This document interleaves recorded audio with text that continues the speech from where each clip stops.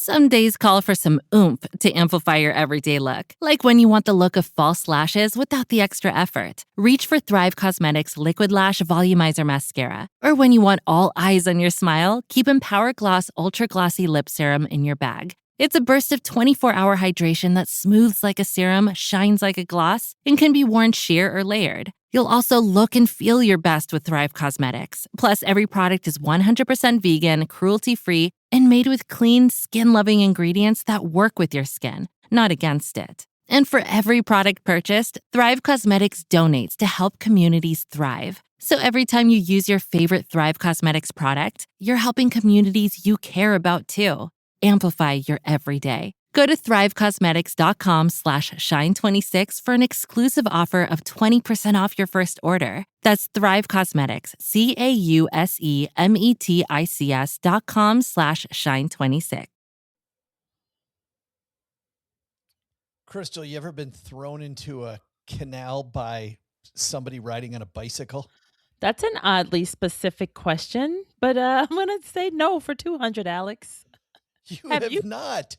I don't think you've lived then, have you? Oh, man. I guess not. I'm still young, I guess. On today's show, we have a special guest who has gone not only by canals, but almost had that very thing happen to her.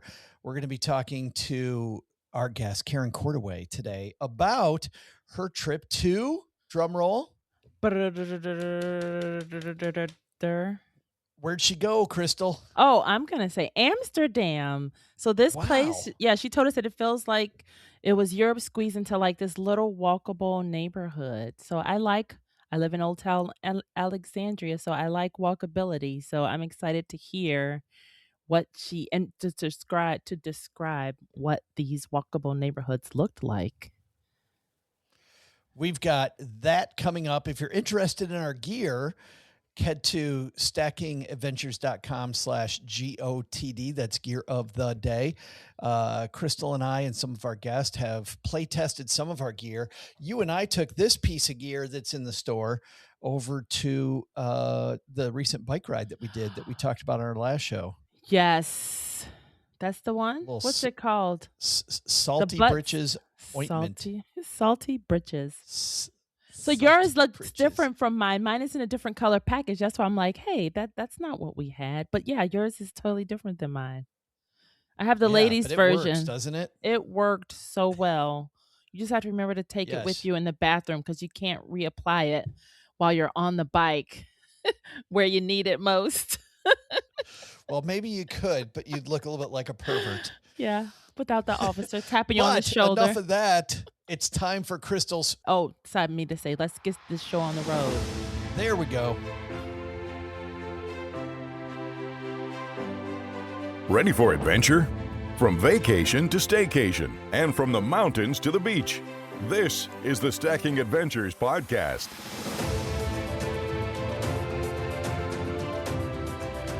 Hey there, adventurers. Welcome back to the Stacking Adventure Show. Every adventure has a story. This is where we hear yours. She's Crystal. And I'm Joe. He's Joe. Crystal, you ready? You ready to meet our guest? Yes. Let's pull back the curtain. It's not the Wizard of Oz, is it? It's not. It's the Wizard of Connecticut. That's right. From the Everyday Bucket List, Karen Cordaway's here. Hello, everybody. It's about time we got you back on the show. Mm-hmm. But usually we're swapping shows around the holidays. Instead, now we actually have you here, which is awesome. So how did going to Amsterdam make it to your bucket list? It was something I always wanted to do, but I didn't think I would do it as soon as I did. Oh. It was actually, you're getting to find this out. It was a little bit of a whim. I was originally going to go to Iceland. Ooh. And then I was watching Ted Lasso, catching up with old episodes, and they went to Amsterdam, and I'm like, hey, that looks really nice. So we started researching that, and we were like, let's go there, because it does. It looks very manageable, and I mentioned that it has all of the bits of Europe that you like squeezed into one area. I would say, speaking not of the that, Eiffel Tower or anything. Sorry. Right. No. So what would you say, just to paint a picture of like planning too, like what would you say is your travel personality type? Like what do you normally like to do? I pick the major sites that I want to see, and then I nail those down. I think of it as an outline, and Mhm. I really build in time to do leisurely stuff and whatever we have the energy for, or whatever we're in the mood for. So it's planned and not planned, if that makes sense. Yep. I know you were talking about those group tours and all of that. Yeah. I've done those before. I just don't like being so tied in. I'll join a tour for a day or so, but I find it hard. You guys will have to counsel me on that. Oh, Well, I like them if they have a lot of flexibility. If they don't have a lot of flexibility, I don't like them as much. No, that makes same. sense. I went to Italy when we originally got married, when we first got married, and the whole thing was mapped out. Maybe you had a little bit of time, like we'll meet you in an hour, but we were with the same people the whole time. And I know you two like that. I don't know. I don't know if it's Well, because I'm an introvert. There was just certain people that were like, I didn't want to be around them all the time. Sorry. no, not necessarily. I do like the breaks and stuff too. All right, so let's get to Amsterdam. So then what did it look like when you first stepped off the airplane? Like what were your first impressions? I didn't really take in any of that. I didn't initially see anything that was like, wow, this is gorgeous. We what's nice is when you get off, you're connected right to the train. Like the airport Oh. drops you and you could get right on the train. There's a central station. And that's one of the highlights for me. It sounds funny, but just getting around has to be a big perk. Like it has to be easy to get around, whether it's walking, taking a train, a ferry, a tram, whatever. I like having options. And that was a really nice surprise because it's not like, where do we go now to get to our lodging? Where did you stay? I stayed, it begins with a J, but it's actually pronounced, I believe, Jordaan. It's Jordaan. It's a really nice neighborhood. And we just maybe heard about, like, hey, this might be a nice place to stay. But I didn't really realize it's an extremely swanky neighborhood. And Oh. yeah, it was really nice. I can't even say enough about it. The rooms are smaller, but it was like a heftier price place to stay. But I always Mhm. do that because I like convenience. I want to stay in a nice place, my version of nice, for this trip. And it's, I'm sorry, you were asking me, what do I see when I'm there? Or you asked about the hotel? Sorry. No, that's okay. How That's far was it from the hotel, from the airport? About, that's good that you could hop on the train. I don't even think it was like 15, 20 minutes. That I'm Oh, not that's good not with bad. because my husband is excellent at that stuff. So I immediately default to like helplessness and I'm not doing anything. But when I'm alone, I I love figure it. everything out. I'm sorry to admit that in 2026.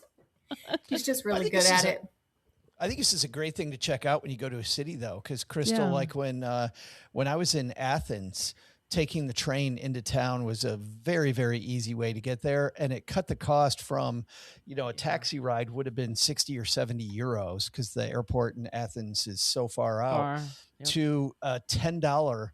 It was $10 to take the subway, but it only cost that much because there was they put an airport tax on it.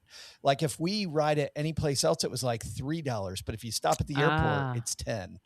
But still, it's a huge savings. It was so easy to do that. And Karen, to your point, you're right downtown when that happens, which is great. And I'm a lot like you too when it comes to the hotels. I really like coming back at the end of the day to a nice place, Mhm. you know, and starting out in a nice place, middle of town. Great way to make a trip feel very. It doesn't have to be the most expensive, but I like it centrally located. And the perks. Exactly. What kind of perks did they have that are important to you? You know what? It's funny because you could eat there if you wanted to. I'm not a person who usually eats at the hotel unless I don't have a plan or we're starving. So you could eat right there.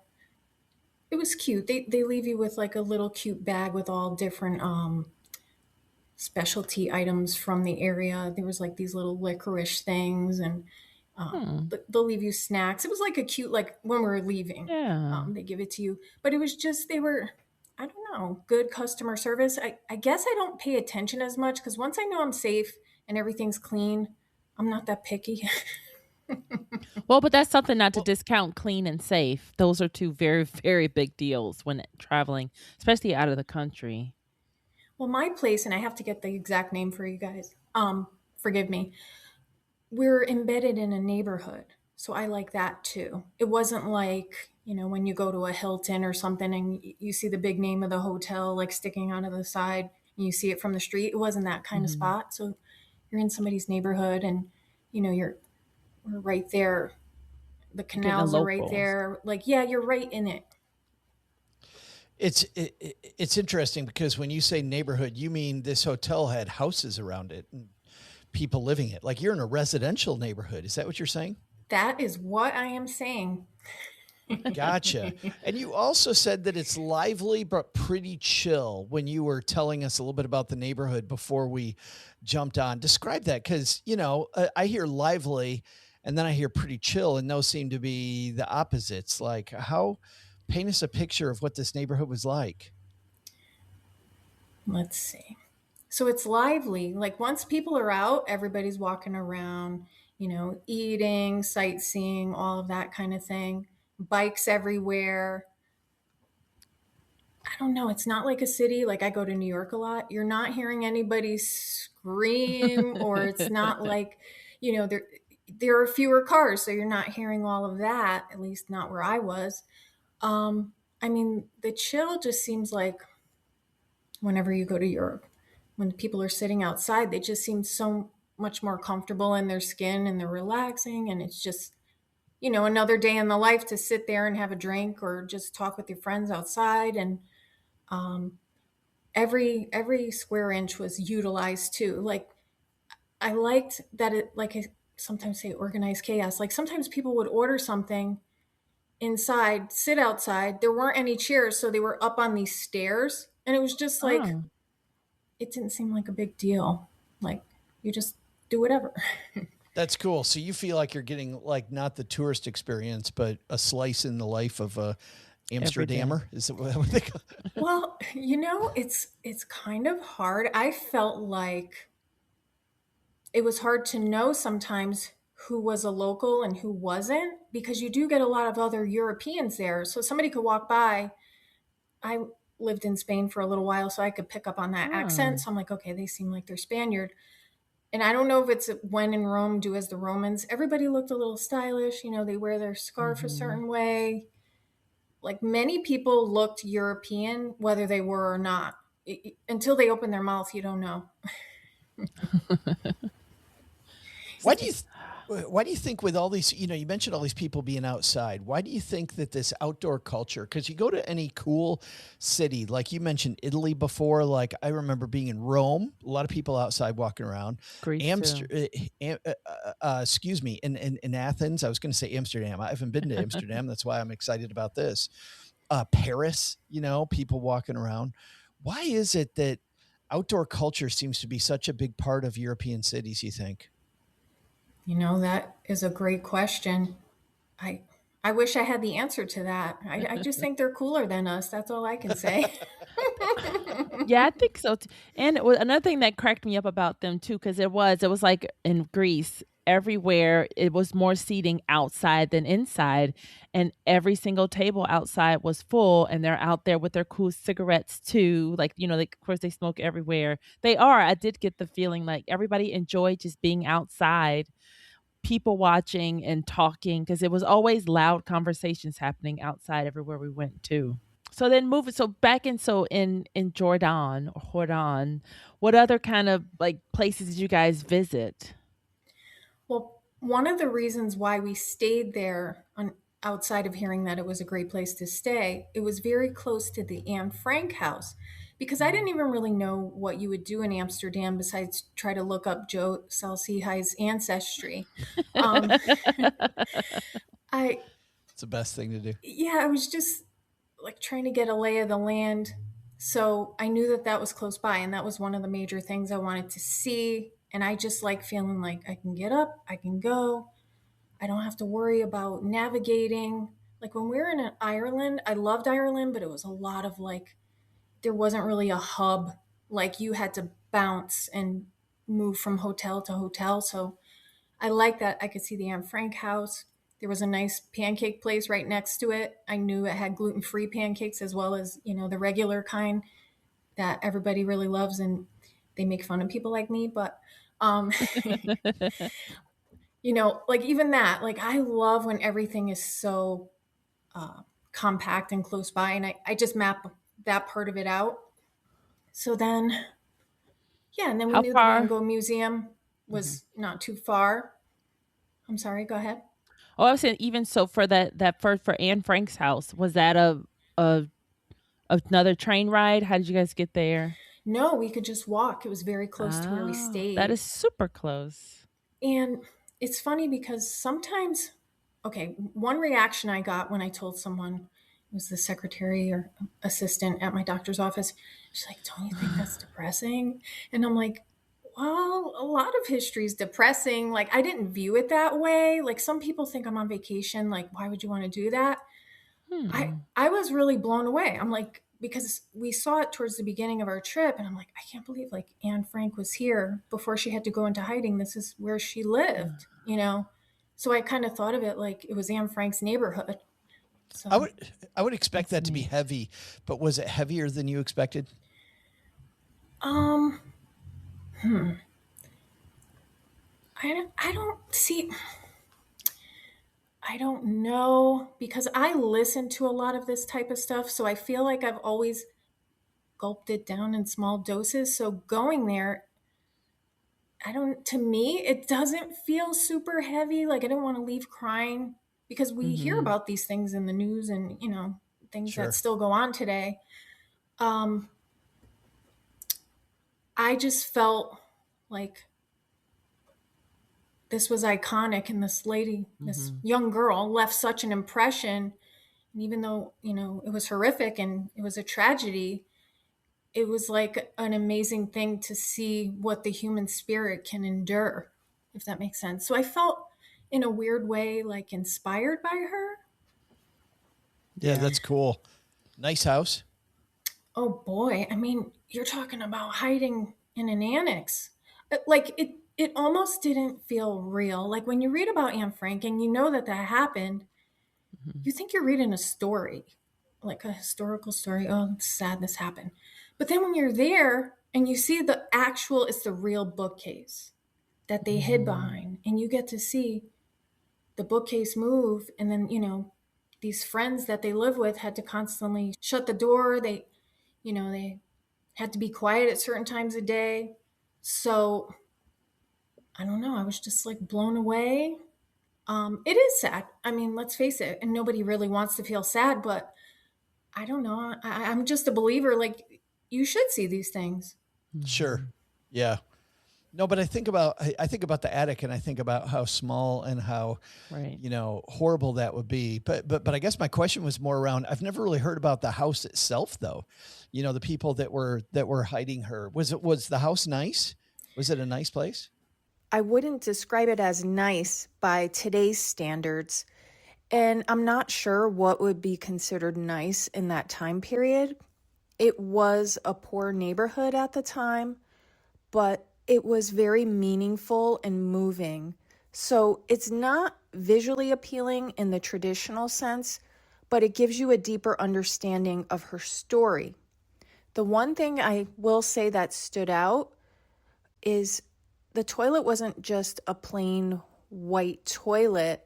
There was actually decorative drawings on the toilet and inside the bowl. So that was actually pretty. The bathroom was very small, but that sounds like it was typical for that time period. It's also hard to say in the way that it was really cleared out and set up as a museum. So I wasn't really thinking about the spot as someone's real estate. you would see pictures of what it used to look like, and it really just looked like modest accommodations for people in hiding in World War II. Her room was small, but it was, what's sad too is like you could see like remnants of little pin-up things she would put up, like maybe the celebrities or movie stars of the day. So you very much saw like, yeah, she was what, 12 years old? Like this was a 12-year-old's room. And I think she had to share it with different people too. So yeah, it wasn't easy to look at. But they also kept like certain original things, like one of the original sinks. Wow. And you walk through and they have like one of those audio things, and you just put the Listen. QR code or however you get it, and you just put it near your ear. Because I wouldn't want to share something that like Joe put in his ears and then somebody else, you know what I mean? Sitting right here. So it was nice. It was a nice flow. And then they just, gave you information about different people, different things about Anne. They even spotlighted her sister. Her sister was more introverted, but they wanted to make sure that, people knew about her. She had the same similar experience. She just didn't write the diary. So, so yeah. Yeah, it is interesting to be like in the same room, because it is. You almost like feel like the presence of like, wow, my feet are in the same place that her feet were. That is really cool. So then the Van Gogh Museum, was that also walking distance to where you were? Okay. See, we spaced it out because at the time we had like a vague understanding of, we're like, oh, I don't think it's that far. It was like, that was our level of measuring, like That how far. far. So it was like, I knew I could do like Pancakes and Frank House. We left a big gap in between. So we could have lunch, maybe explore. We ended up like visiting the neighborhood where the Van Gogh Museum was the day before, because there was something else over there that we wanted to see. So we kind of got a feel, and it was nice. So we started Anne Frank like 10:30, stayed maybe, I don't even know if we were there an hour, came out 8, walked around, then made our way over to Van Gogh probably by 2:00. But, we liked having all that in between time. So what was Van Gogh like? Another one I really like, tragic, but amazing art. So that's where he was from. The museum showcases, all of his yellow stuff, those pretty flowers. They also highlight other artists. One of the rooms was called Yellow. So it was interesting that they took a bunch of paintings from that time period and the other people who were popular. And, they show the evolution of his art. And it was very hard for him. Like, I know artists can struggle even in the modern day, but, his parents didn't want him to do that. It took him a long time to even figure out he wanted to be an artist. His brother helped him. Very rough story.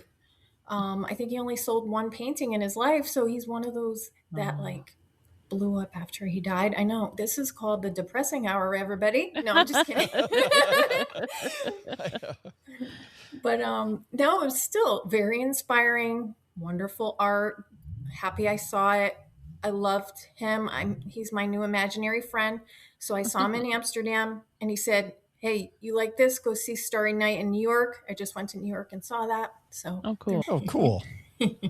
Inspired more travel. So those two in one day. So then what's your pacing like? So are you done for the day, or you're on to the next thing on your list? For that day, for what I did? Yeah. Mm-hmm. Yeah. Well, if I was being my boring self, I would say yes. But then we were like, good. Trying to be like, oh, let's go to bed early and get a good start. Blah, blah, blah. No. I said, let's squeeze in a canal tour. Ooh. So we had already been there 2 days, and we got to see the different boats go by. And I'm like, I don't want to go on that kind of boat, maybe that kind of boat. But then you're kind of like, well, how am I going to, I don't know the name of the company or whatever. But then you just kind of say, hey, I want like an open air boat for me, because I get motion sick. I didn't want to be under and covered. And some of them are very bougie and fancy. They look like work parties. Others look like, maybe the over 60 crowd there's like a tour, and then there's just random ones. So I just wanted like a casual one where we were outside. We had a really awesome guide, and I could even leave details about him. He was a former police officer. He was really funny. And so I just spotted the boat. I spotted him, and I said, let's do that one. So my husband looked up, I don't know if it was booking or whatever. And we, because we knew the name of the company, we got that one. And, sometimes it's just easier that way to book things that way because you can. Yeah. Anne Frank and Van Gogh, you have to do it in advance. So that's good to people know. who are doing day trips from other areas, if you don't plan that, you're not getting in. So we did those 3 in a day. I don't know if that's still boring to all of y'all, but no. But my big question about the canal wasn't actually just booking it. Like, what's a canal tour even like? Yeah. Well, like I said, they're all different. Like sometimes you can see like a pink boat going by. Sometimes people are fancy. It looks That's like exciting. It looks like a networking. Like, oh, I get to rub elbows with Crystal. Like, let me go on that boat. So they all have like kind of different personalities, and so much of it is who is the person in charge. But are you riding out? Are you riding out toward the ocean, Karen, or are you riding through neighborhoods? Yep, you're riding in the neighborhoods. You go through all the different canals. They bring you, or at least mine did, to what's called the kissing bridge. They say if people kiss in the middle of the bridge, they'll stay together forever. My canal tour guide said that didn't work for him. And one of the guests said, well, maybe you weren't in the exact middle of the bridge. So it's really cute. Like what I like about Amsterdam is you're cobbling together a bunch of things. So the whole thing together is awesome. So in a weird way, that's what makes me like it more, because you don't feel that like pressure. But going back to the canal tour, so he brings you all around, tells you all these, you would have loved him because all the financial details, like seeing how much the narrow houses cost. I mean, I'm gonna have to double check. I thought he said 10,000 euro per square foot. Forgive me, it's Europe, so it was probably square meter. Wow. Probably. Crazy. So people don't own one narrow house, even though they look small. So it's almost like what you buy is almost like an apartment. And then he mentioned how a lot of banks own buildings and companies because people just can't afford it. And it actually used to be a poor neighborhood, but then popularity maybe of what it looked like, just over time, people wanting to live there. I don't know. You'd have to ask a historian or Joe's mom the details.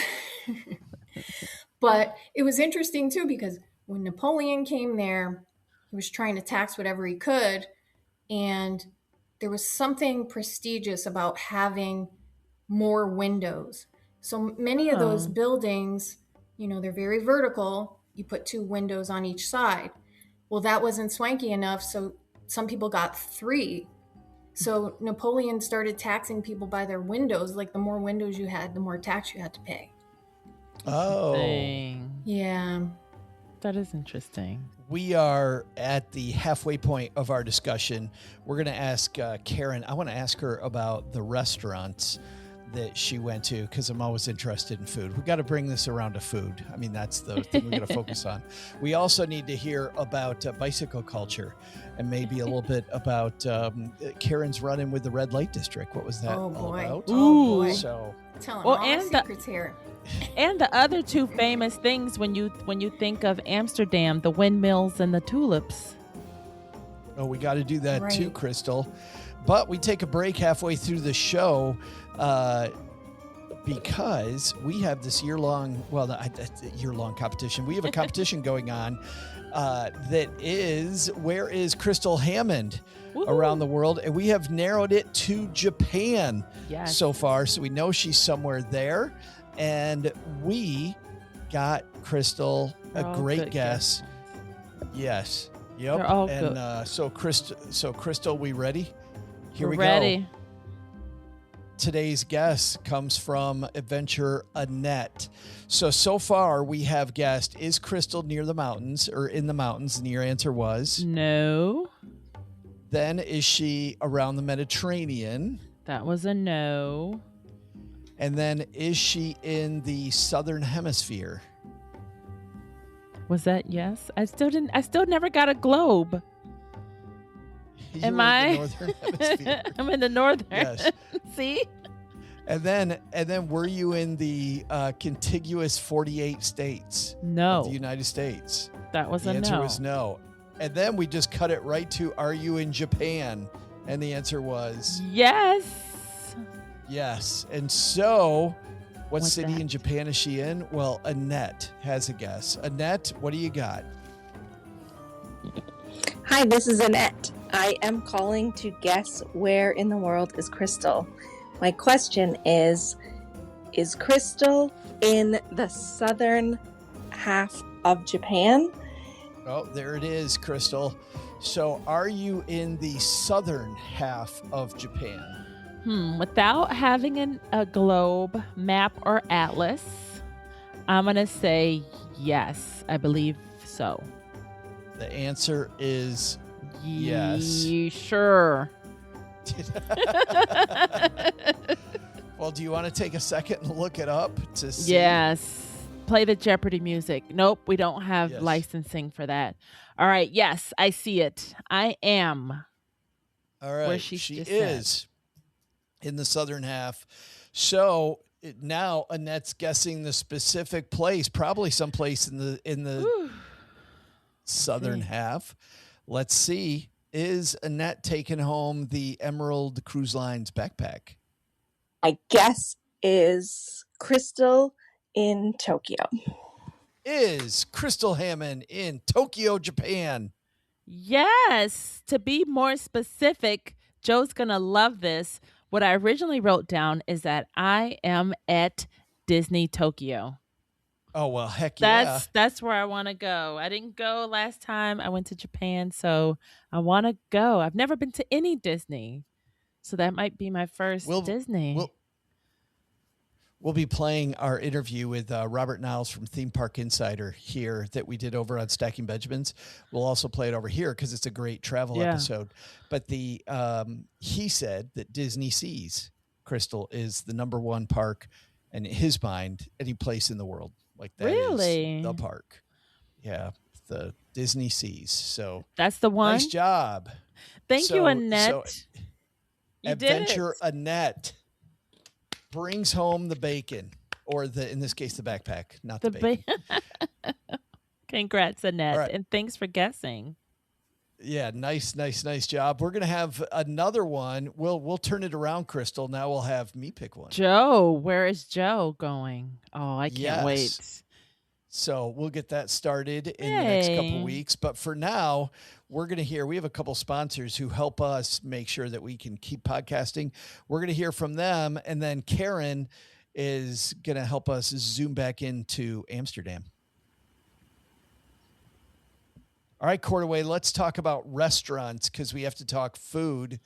What was your favorite food in Amsterdam? Okay. My favorite food was pancakes.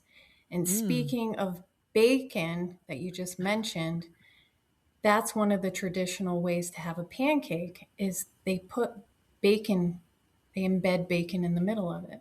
In the pancake. Whoa. Yeah. They're very thin, they're crispy, they're really, really good.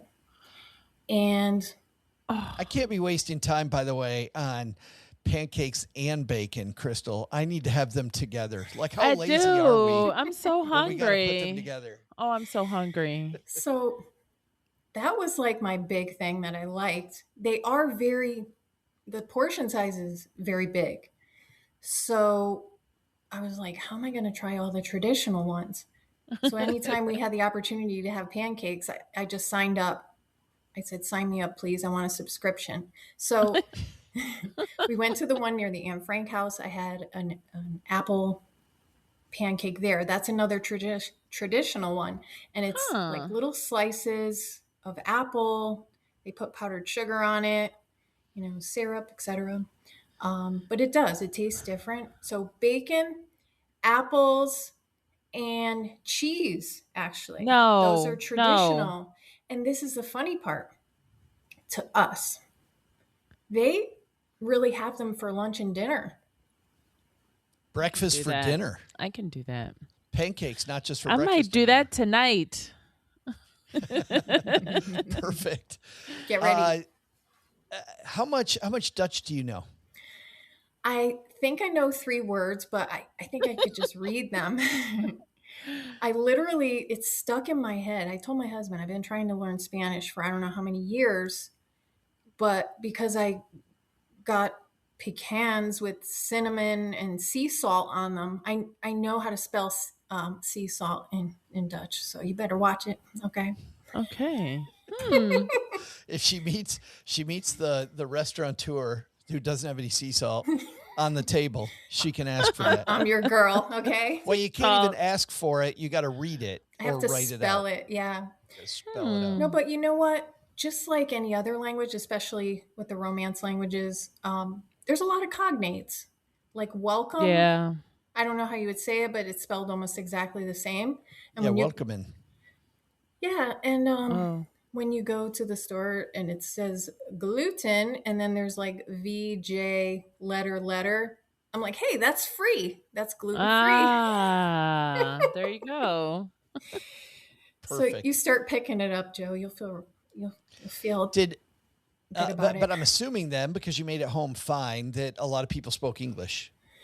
Yes. I want to say 90% of the people there speak English. That's what I read. And they quickly switch back and forth. Dutch really is the major language, though. So if you do go to the grocery store and you don't know what something is, it's written in Dutch. Even when I got my lactate pills, my overshare hair, all the directions were in Dutch. I'm explaining to a young guy that I need lactate pills. Okay, so he looked red, and then it made me red. He's like, "Wow, what's going on with her?" But I'm sorry. Am I answering questions? You're doing great. That's perfect. Yeah. I just start That cracks me up. Yeah, I start telling you stories, and I'm like, "Did I even answer the question here?" But restaurants in general, expensive, not expensive? Did you go for more expensive places? Did it depend on the meal? Let's think. I kind of felt like it's the way that it is here. The prices were similar. So when we walked around the red light district during the day, I did find like an Italian restaurant. I knew they had gluten-free pasta. It's never hard to find gluten-free pasta. I really liked that restaurant. The prices were, like I say, seemed similar to what you expect in the US. And I liked it. It was a decent spot, had a very nice waiter.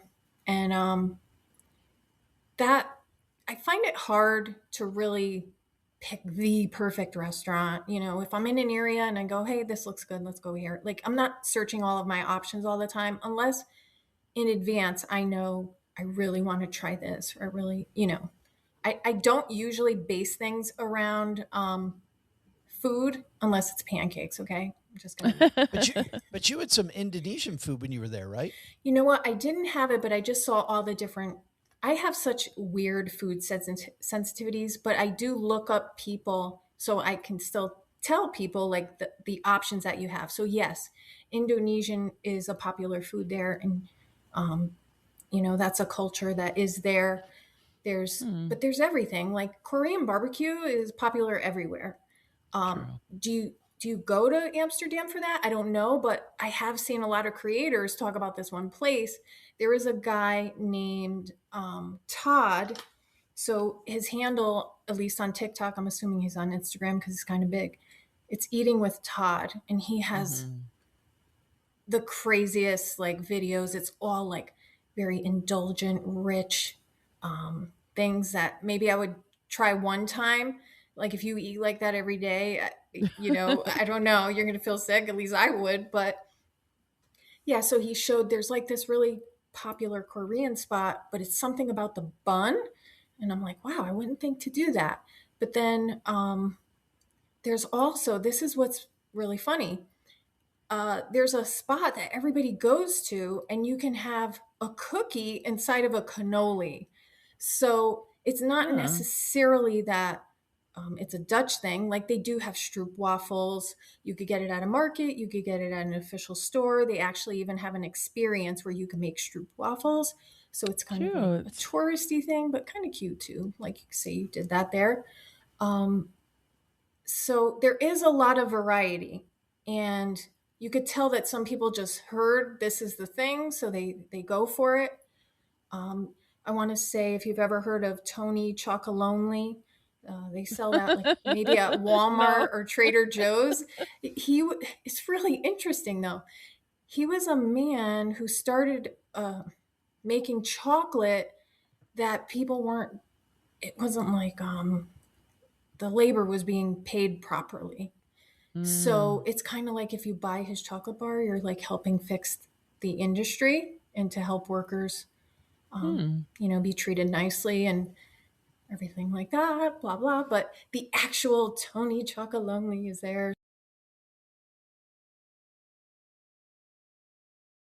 So I didn't know he was out of Amsterdam. It was meant to be. I've been eating that chocolate bar, and then it's there. You could like make your own chocolate bar, but these are still like touristy things. That's cool.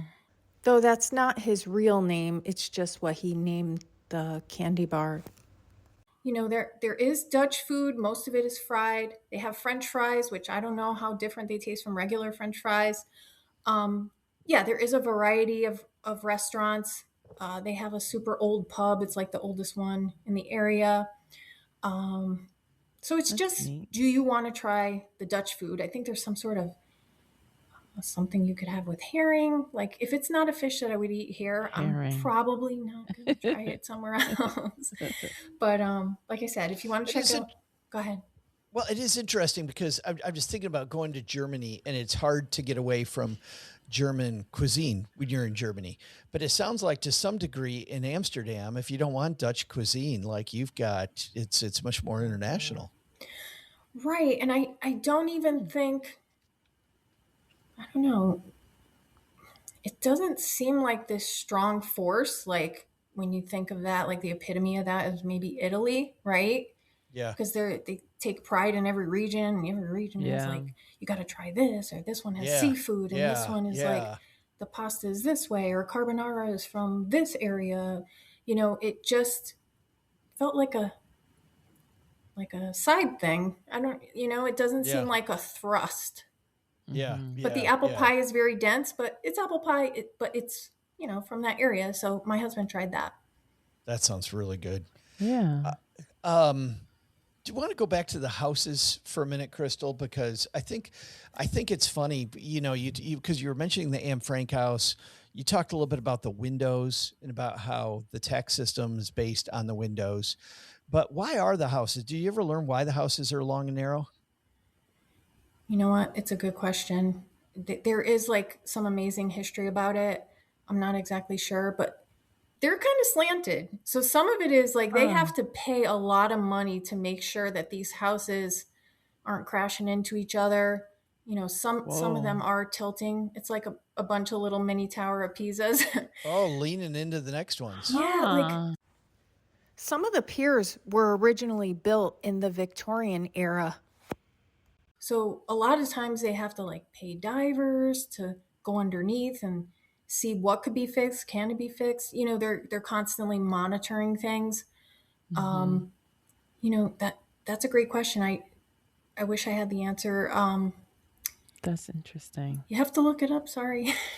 Yeah. Well, I thought, the reason I ask is I kind of thought it would have something to do with what you told us about the windows, like a house with a lot of frontage. If they're basing the tax on, they're taxing people based on the number of windows they have, then heck, I'm going to make my house as deep as possible, but I'm not going to have a crap load of windows, But see, that's what Napoleon did.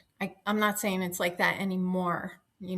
That's just something. But it was during that time that a lot of these houses were built, which is why I was wondering that is, did those two things have anything to do with each other? You mentioned something too on your canal tour about curtains as well. Your canal guide had told you something about curtains with.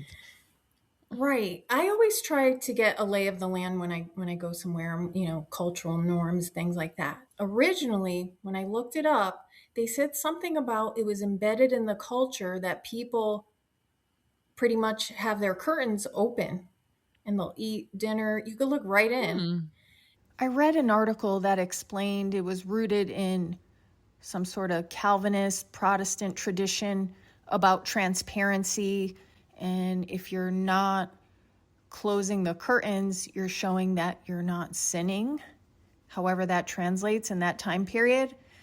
And also, it was an appreciation for natural light, and it was a way to foster community.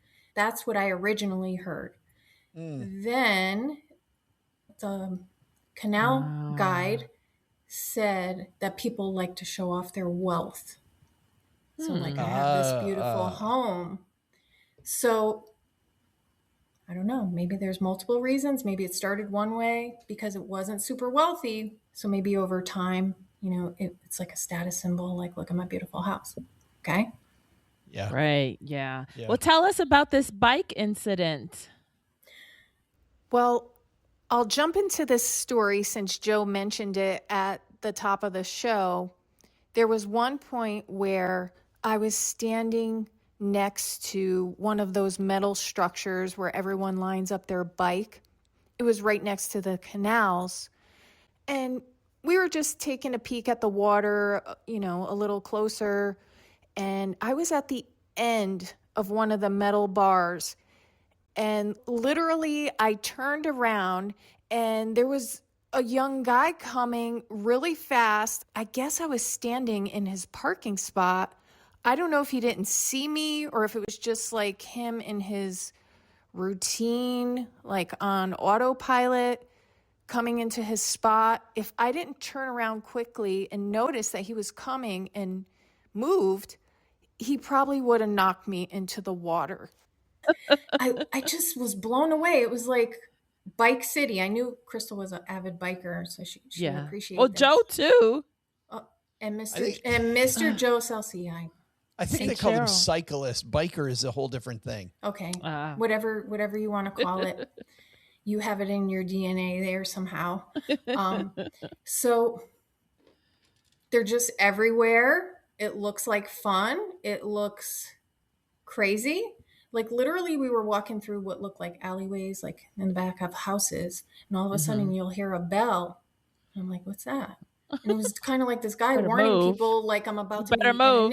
No, it wasn't towards us. It was just like, I'm coming to an intersection. If there's another bike there, I'm here and I'm not slowing down. So we might crash, we might not. Like it's hard to wrap your mind around how it works. They say, there are bike accidents, especially with the tourists. So I don't know if it's when the tourists are on the bikes or if they're getting hit, because the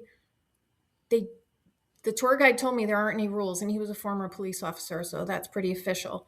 And I was explaining to someone that the only rules seem to be how walkers are to behave towards the bikers, and you're supposed to bow down. Okay. They're really the pedestrian rules. Yeah. The pedestrian. Thank you. Nope. So when we were going into the area with a lot of museums, like Van Gogh, there's the Van Gogh Museum, there's another art museum, and there's just like maybe three museums in this one particular area. So there was 2 areas that looked like a crosswalk, and I just walked up, not really paying attention, and this biker pointed me like, hey, you go over there, lady, not in a rude way, but I was like, wow, there's a place to cross for the bikes, and then there's a place to cross for walkers.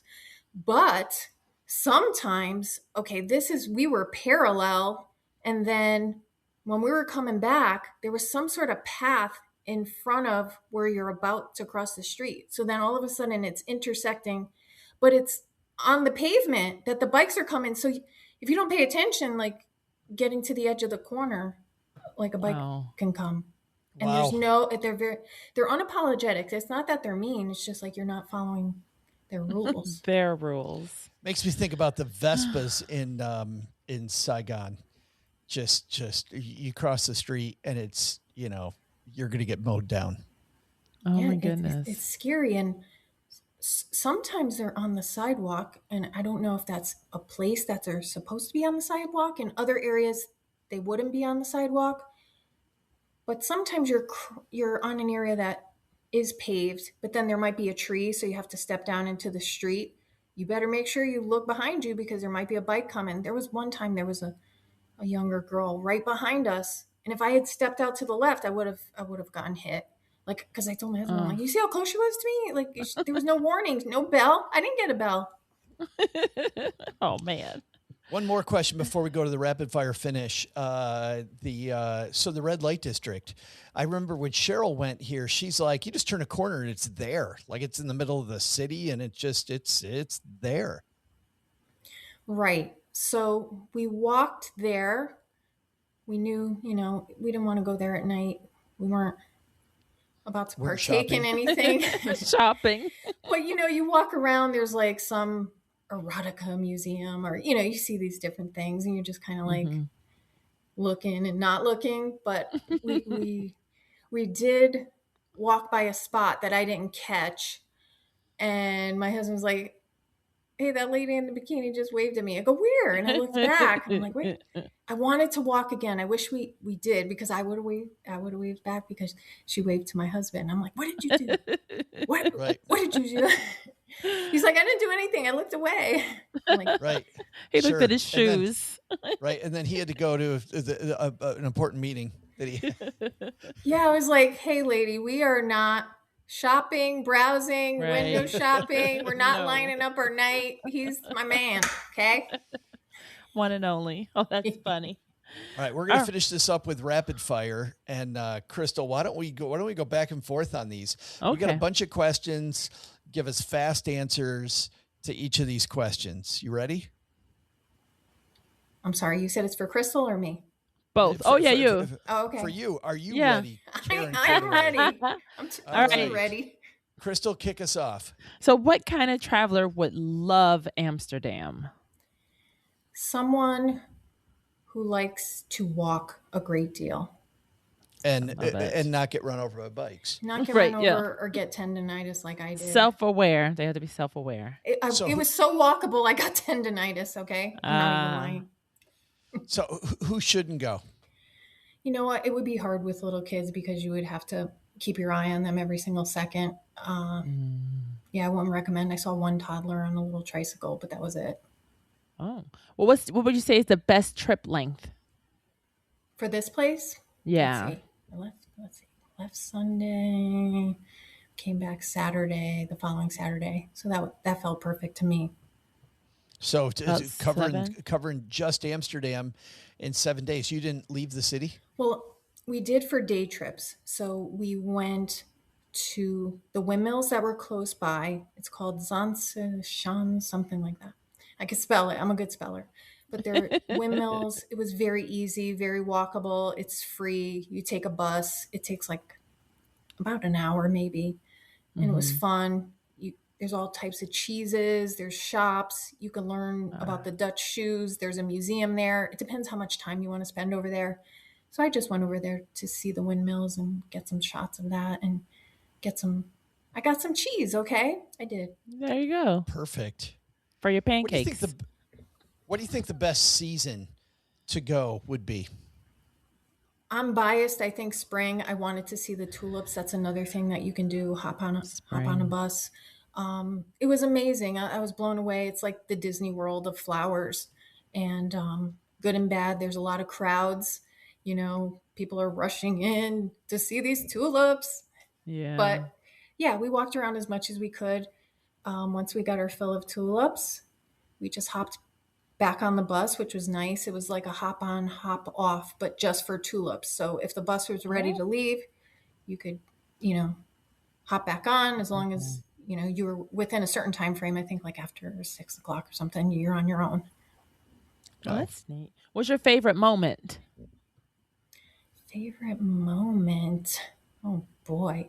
I think I like the canal tour. I really like the guide and it was just relaxing. It even started raining and it kind of made it more fun. They gave us umbrellas. Ooh. Yeah. Oh, that's cool.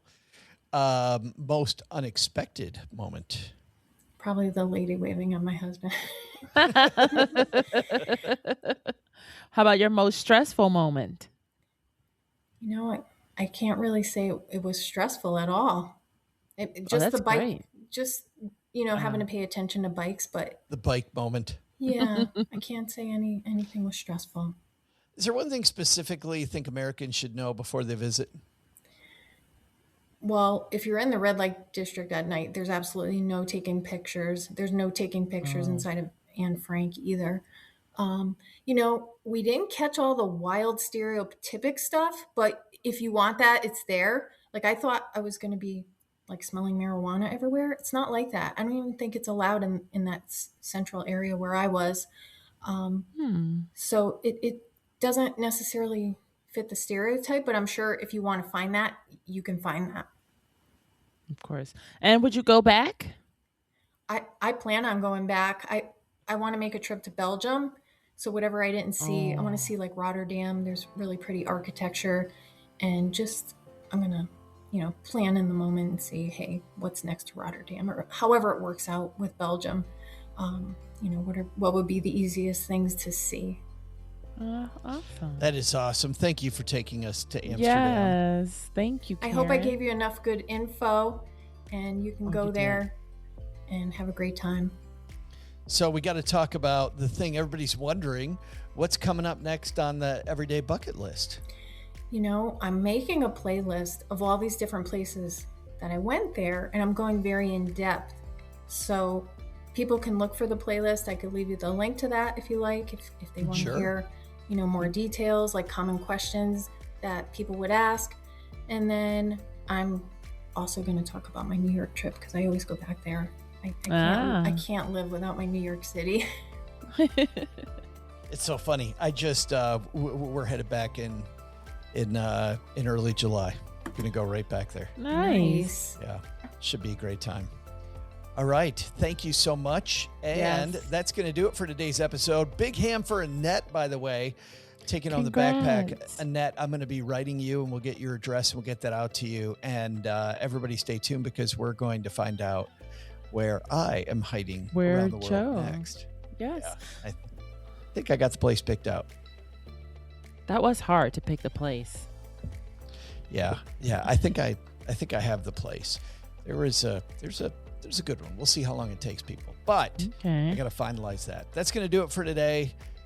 Thank you to Karen Cordaway for joining us from Everyday Bucket List. She's Crystal. And I'm Joe. He's Joe. Thanks for listening. We'll see you next time.